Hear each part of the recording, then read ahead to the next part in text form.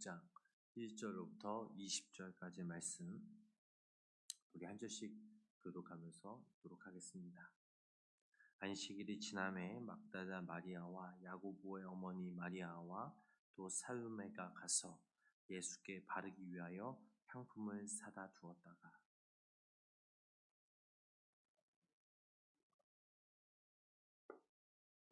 서로 말하되 누가 우리를 위하여 무덤 문에서 돌을 굴려 주리요 하더니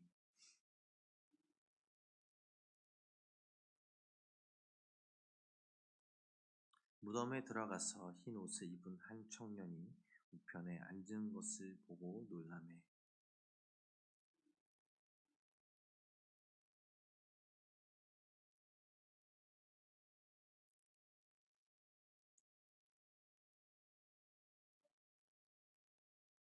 가서 그의 제자들과 베드로에게 이르기를 예수께서 너희보다 먼저 갈릴리로 가시나니 전에 너희에게 말씀하신 대로 너희가 거기서 배우리라 하라 하는지라.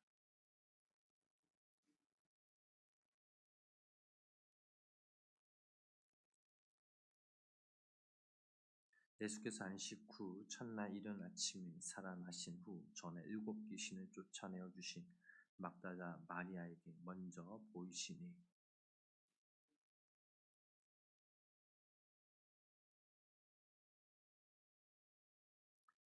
그들은 예수께서 살아나셨다는 것과 마리아에게 보이셨다는 것을 듣고도 믿지 아니하니라.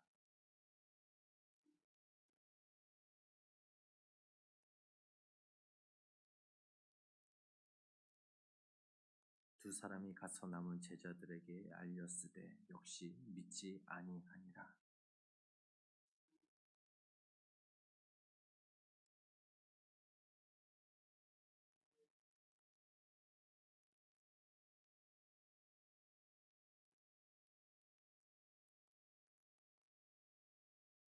또 이르시되 너희는 온 천하에 다니며 만민에게 복음을 전파하라.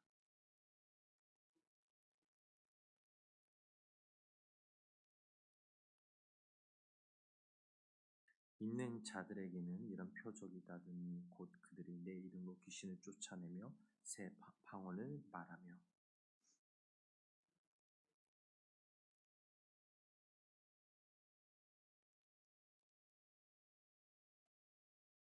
주 예수께서 말씀을 마치신 후에 하늘로 올려지사 하나님 우편에 앉으시니라. 제자들이 나가 두루 전파할세 주께서 함께 역사하사 그 따르는 표적으로 말씀을 확실히 증언하시니라. 아멘.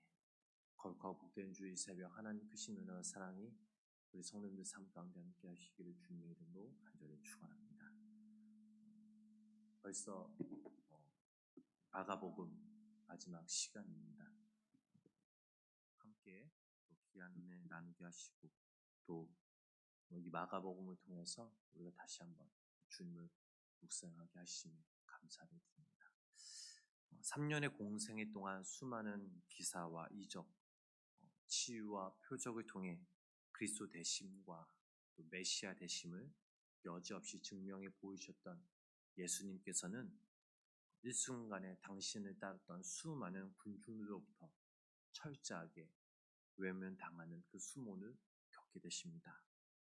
그 이유는 바로 예수님은 그들이 원했던 그리스도가 아니셨기 때문이죠. 예수님을 결국 외면했던 이 부류에는 예외 없이 지난 3년간 예수님을 주님이요 그리스도로 고백하며 따랐던 제자들도 포함되었습니다. 사실 제자들을 포함한 대다수 군중들은 로마에 대항하여 그들을 구원해 개혁자요, 혁명가, 정치적인 메시아, 그리스도를 기대했건만 그들의 눈앞에 펼쳐진 상황은 이전과는 사뭇 다른 더 이상은 이 예수님을 그 메시아로 믿지 못하게 하는 광경이었습니다. 그것은 바로 십자가와 관련된 일련의 사건들이었습니다. 메시아로 믿고 싶었던 예수님이셨지만 예수님은 이 체포의 과정에서부터 너무나도 무기력하셨습니다. 일체의 변론도 없이 묵묵히 십자가 그 처형을 받으시는 거죠.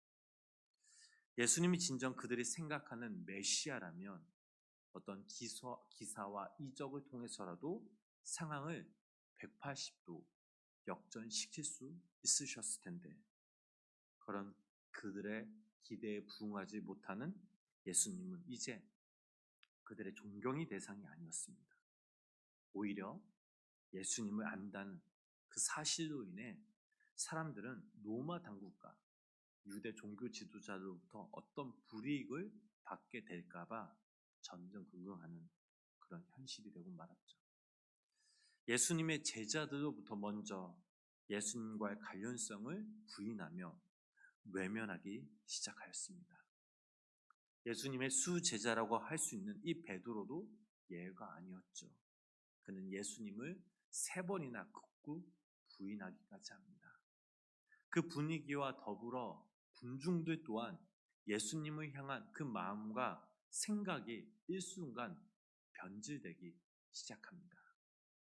이제 제자들을 포함한 군중들, 그들이 그토록 한호했던 그 메시아 예수님의 모습은 온갖 간대 없이 자취를 감춰버렸고, 이제 그들이 바라보고 있는 그 예수님은 한낱 죄인의 신분으로 무기력하게 십자가에 달려 고통스러워하고 있는 그저 평범해 보이는 한 인간뿐이었습니다.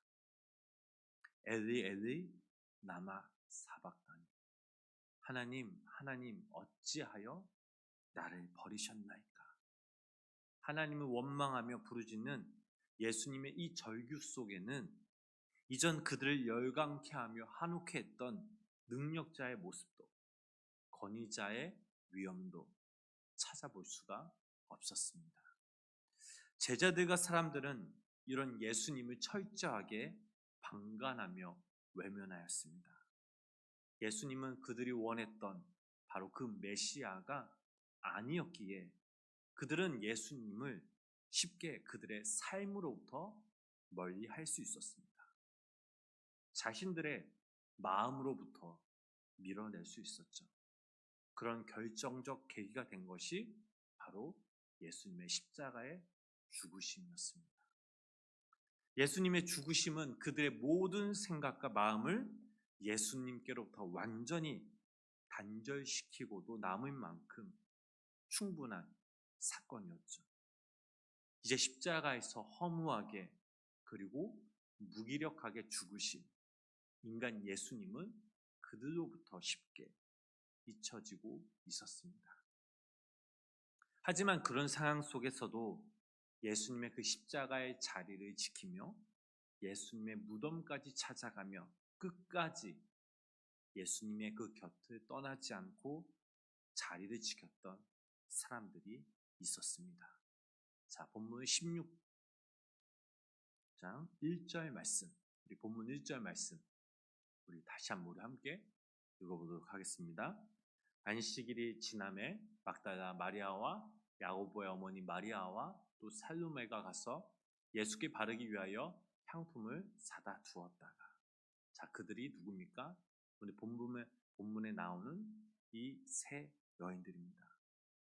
예수님을 따랐던 제자들도 예수님을 철저한 외면한 그 상황에서 이 세 여인은 십자가의 밑에서 예수님의 곁을 지켰을 뿐만 아니라 예수님의 무덤까지 쫓아오는 그런 헌신적인 모습을 보여주고 있었습니다. 자, 그렇다면 이 여인들은 왜 이미 자신들 눈앞에서 무기력하게 죽고만 더 이상 그리스도로 여길 수 없는 그런 인간 예수님의 그 무덤까지 갔었던 것일까요? 그것은 그들은 예수님의 그 마음 깊은 곳으로부터 진정 사랑하였기 때문이죠. 제자들을 비롯한 대다수의 군중들은 자신들이 원하는 바 능력을 지녔던 능력자 예수님만을 원했을 뿐 예수님을 향한 진실한 사랑은 애초부터 그리 많지 않았던 것으로 여겨집니다. 자, 이에 반해 오늘 본문 말씀에 등장하는 이 세 여인은 달랐습니다. 예수님께서 능력을 보여주셨을 때에도 그들은 예수님의 곁을 지켰었고, 예수님께서 무기력하게 십자가에 달리셨을 때에도, 그리고 죽으시고 무덤에 묻히셨을 때에도 그들은 한결같은 모습을 보여주셨습니다. 그것은 그들이 예수님을 진심으로 사랑했기 때문이죠. 그들의 진실한 사랑은 그들로 하여금 예수님의 그 십자가의 밑을 지키게 했을 뿐만 아니라 더 나아가 그들의 발걸음을 예수님의 무덤까지 옮기게 했던 것이었죠. 그들은 이미 죽은 지 사흘이나 되신 예수님의 시체를 찾아갑니다. 그 당시 유대인의 정결법상 시체를 만지는 것은 부정하게 여겨져 기피했던 일이었지만 그들은 아랑곳하지 않고 예수님의 무덤을 찾아갔죠. 그들이 얼마나 예수님을 진심으로 사랑했는지를 단적으로 보여주는 장면이기도 합니다. 마태가 막달라 마리아의 이름만을 언급한 데 반해 이 마가는 3명의 여인의 이름을 정확하게 기록하고 있습니다. 자, 그 이유가 무엇일까요? 그것은 의도적으로 예수님을 배반한 제자들과 끝까지 예수님의 곁을 지키며 예수님과 함께 하려 했던 여인들의 모습을 대조시키며 예수님께 대한 여인들의 헌신과 사랑을 강조하기 위함이었습니다. 예수님의 제자들과 대다수 군중들은 예수님을 진정으로 사랑하는 것이 아니었죠. 단지 예수님께서 보여주신 그 능력들을 바라보며 예수님을 그저 사랑하는 척 했을 뿐이었습니다. 그러나 오늘 본문에 나오는 이 여인들은 예수님께서 가지신 능력 때문에 예수님을 곁에 떠나지 않고 지켰던 것이 절대 아니었죠. 진심으로 사랑했고 끝까지 예수님과 함께 하려고 했었던 이 여인들의 마음이었습니다. 자, 오늘날 이 땅에 수많은 그리스도인들이 있죠. 예수님을 주님으로 시인하며 사랑한다고 고백합니다. 예수님의 수제자였던 베드로도 그랬죠. 그는 예수님을 그리스도로 시인하며 죽기까지 예수님을 따르겠다고 당당하게 이야기했던 사람이었습니다. 하지만 예수님께서 죄인으로 취급받으시는 그 순간 그의 능력이 사라지는 것처럼 보여지는 그 상황에 처하게 되는 그 순간 베드로는 돌변하기 시작하죠. 아니, 거기에서 한결 더 나아가 예수님을 3번씩이나 부인하며 급기야는 저주까지 하고 맙니다. 그 모든 것이 진정으로 예수님을 사랑하는 것이 아니라 예수님께서 지니신 그 능력만 사랑했기 때문이죠. 베드로를 포함한 무리들은 예수님을 사랑한 것이 아니었죠. 그저 예수님만을 원했던 것이었습니다. 그러게 일순간 예수님의 그 능력이 사라지는 것 같은 그 상황을 목격하게 되자 예수님께 대한 그 태도를 완전히 바꾸기 시작합니다. 분명 예수님은 사망과 죽음을 이기시고 부활하셨습니다. 예수님은 그리스도이시기에 하나님의 아들이시기에 죽음을 이기시고 부활하실 수 있었습니다. 분명 예수님께서 능력을 지니신 분은 두말할 나위가 없습니다. 하지만 우리는 먼저 부활하신 그 능력자 예수님을 떠올리기 전 꼭 잊어서는 안 되는 중요한 사실 하나가 있습니다. 그것은 바로 예수님께서 우리를 사랑하시사 우리의 죄를 위하여 철저하게 자신의 그 능력을 내려놓고 십자가에 죽으셨다라는 사실이죠. 이 사실에 대한 인식이 먼저 우리 안에 있을 때 우리는 비로소 오늘 예수님의 그 무덤을 찾아갔던 이 세 여인처럼 진정으로 주님을 사랑하는 순수한 그리스도인이 될 수 있는 것이죠. 만약 우리가 십자가에 달리신 예수님의 그 사랑하심에 먼저 주목하지 못한다면 우리 또한 이 베드로처럼, 아니 나머지 제자들과 수많은 군중들처럼 능력자이신 그 예수님께만 초점을 둠으로 예수님을 우리의 뜻을 성취시키기 위한 단순한 조력자로서만 섬기고자 할 뿐입니다. 진정 사랑하기 때문에 예수님께 헌신하고 예수님을 섬기고자 한 것이 아니라 나의 욕심, 나의 악의를 채우기 위해 그저 예수님을 이용하고자 할 뿐이죠. 진실하고 순수한 성도에는 어떤 경우에도 예수님을 쫓음에 있어 자기의 이해 득실을 따지지 않습니다. 예수님의 능력 때문에 예수님께 나아가는 것이 아니라 예수님의 그 십자가의 그 사랑 때문에 그 사랑에 감격하여 그 예수님께 헌신하고 예수님을 쫓는 것이죠. 결국 예수님께 대한 사랑의 순수함을 지니고 예수님을 찾았던 이 세 여인들은 예수님의 제자들도 감히 경험하지 못한 예수님의 텅 빈 그 무덤을 목격하면서 예수님의 부활의 증인이 되는 초석을 마련하게 됩니다. 사랑하는 우리 성도 여러분, 나의 욕심과 뜻을 이루는 조력자로서 예수님이 아닌 진정한 사랑의 대상으로 예수님께 나아갑시다. 눈앞의 이해 득실 때문에 예수님을 단지 내 욕망을 채우기 위한 삶의 보조장치로 이용하려는 우범을 우리는 범하지 말아야 합니다. 우리를 사랑하사 우리 죄를 위하여 십자가에 달리신 그 예수님의 조건 없는 사랑을 먼저 우리가 기억함으로 진실된 그 마음을 갖추고 예수님께 늘 자발적으로 헌신하는, 예수님을 진실된 마음으로 사랑하는 그리스도인들이 되어야 될 줄 믿습니다. 예수님께서는 부활하신 후 막달라 마리아에게 나타나시고 시골로 향하는 두 제자에게도 나타나셨습니다.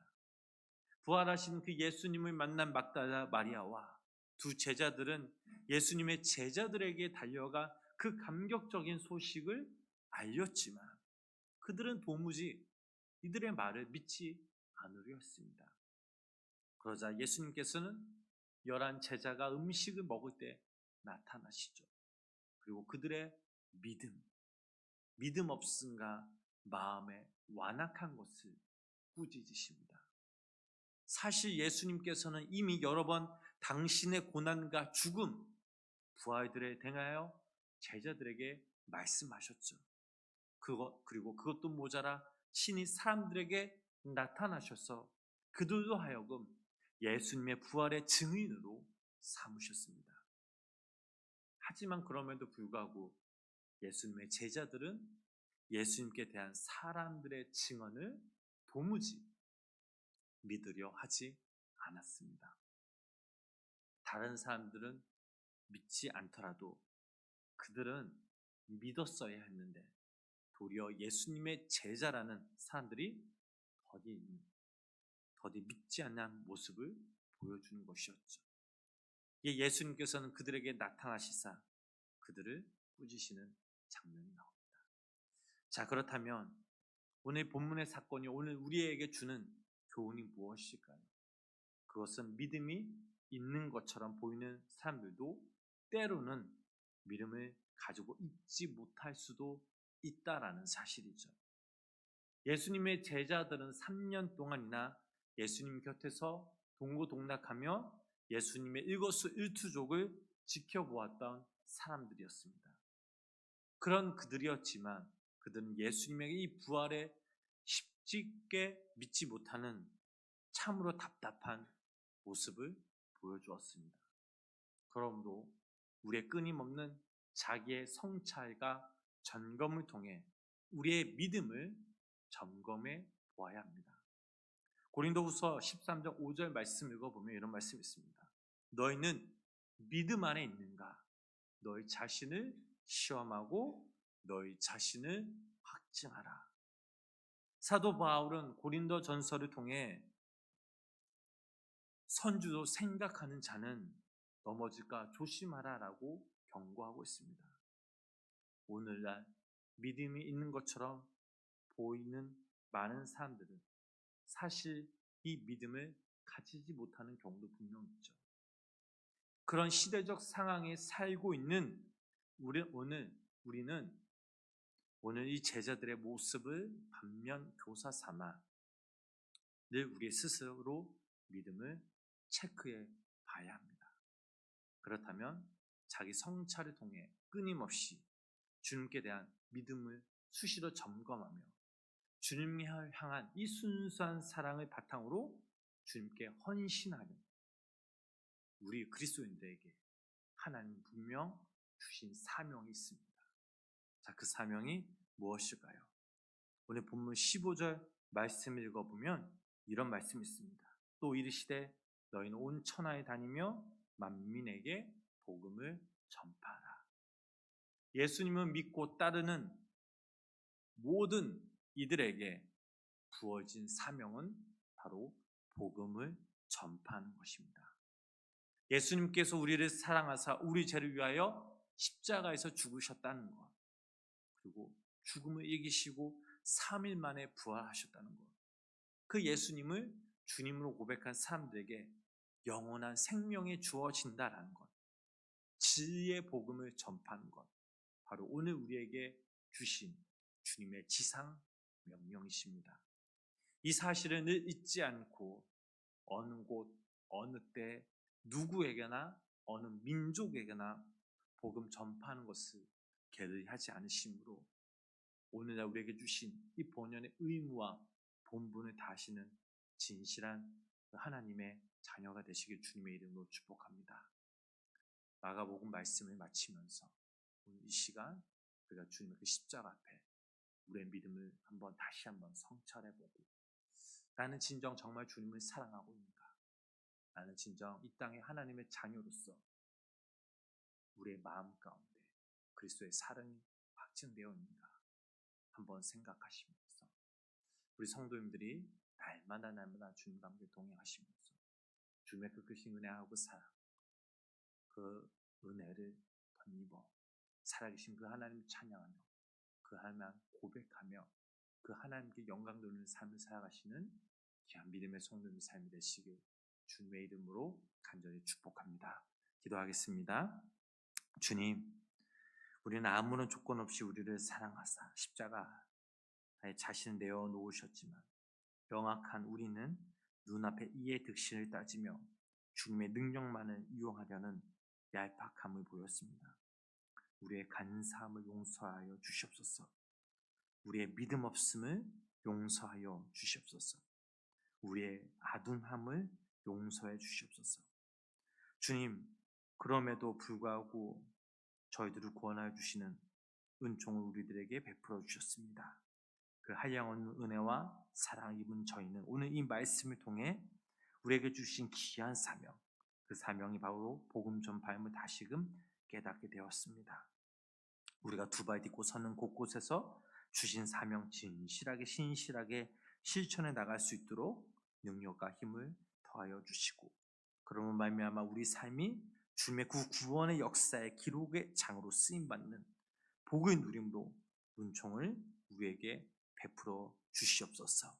하나님, 오늘도 이 새벽 이 거룩하고 복된 주일 9월 마지막 주일 예배를 주님 앞에 올려드립니다. 오늘도 우리가 이 거룩하고 이 주일 복된 주일 그 주님을 기대하며 함께 기도하며 그 주님의 때를 묵묵히 기다릴 줄 아는 우리에게 믿음을 허락하시사 오늘도 이 거룩한 날 주님께 영광 돌며 찬양하며 함께 예배하는 우리 모두가 되게 하여 주시고, 특별히 간구하는 우리 성도님들의 간절한 기도 제목 하나님께서 들어주시고 하나님의 때 응답받는 놀라운 역사가 우리 삶 가운데 임하게 하여 주시옵소서. 예수님의 이름으로 간절히 기도드렸습니다. 아멘.